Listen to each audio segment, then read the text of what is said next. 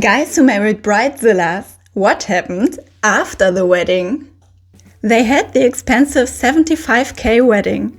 Afterwards they split, and it turned out the bride never turned in the paperwork to make their marriage legal. The groom didn't even know he wasn't married until he wanted to file for a divorce. The bride never returned the gifts either, even though they never got married. She just lied to everyone about it. I don't know how many people know she never got married. She really only wanted the wedding, huh? Not the marriage. But on the bride's side, the groom doesn't have to deal with all the paperwork and lawyers. He's just free. And he doesn't have to pay any alimony. So right? Married a groomzilla. We are talking costume changes between wedding and reception, yelling at the wedding planner, drag out all-night fights about whether we can add fruit kebabs so people would maybe get enough to eat, all that.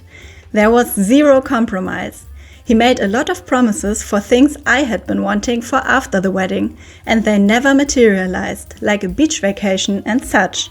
Turns out, no compromise at the wedding meant no compromise anywhere else. So I left him after 4 years of marriage. Best decision ever. Fruit kebab was the biggest red flag. It's fruit on a stick, what's not to like? Yeah, especially if it's strawberries with dark chocolate.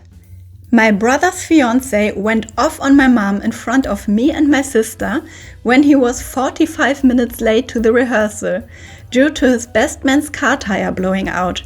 Where is your a-hole of a son? Dude should have never showed up for the wedding. Not only a bridezilla, but a total utter sociopath.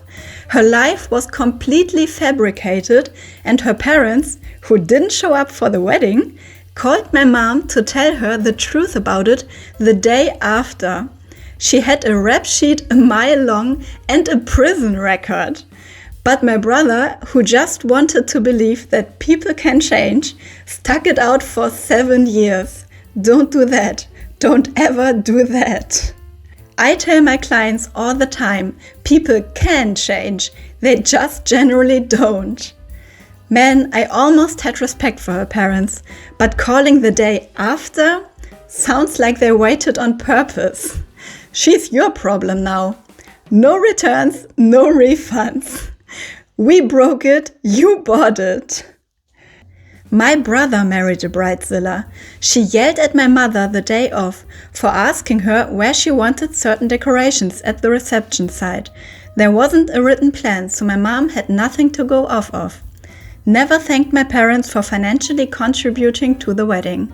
Accused a bridesmaid of trying to upstage her by getting a spray tan before the wedding. My brother wanted me to be in the wedding party, but she told him to his face that I was too pretty to be in the wedding party, and all of her bridesmaids had to be less attractive than her.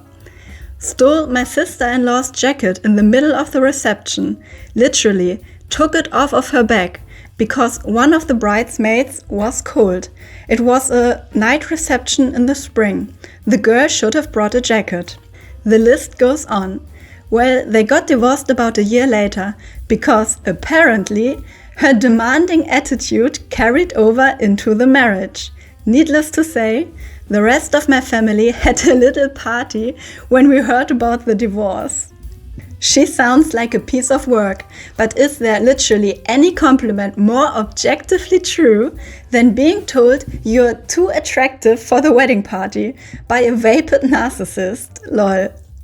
If you think somebody is upstaging you with a spray tan, that's trashy AF. Sorry about a random stranger poking around, but prior to the wedding, were there no warning signs that the bride is such a person?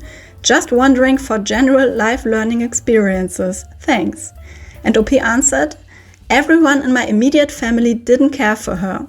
She was very unfriendly to us from the beginning, especially my mom, who is probably one of the most welcoming people I have ever met.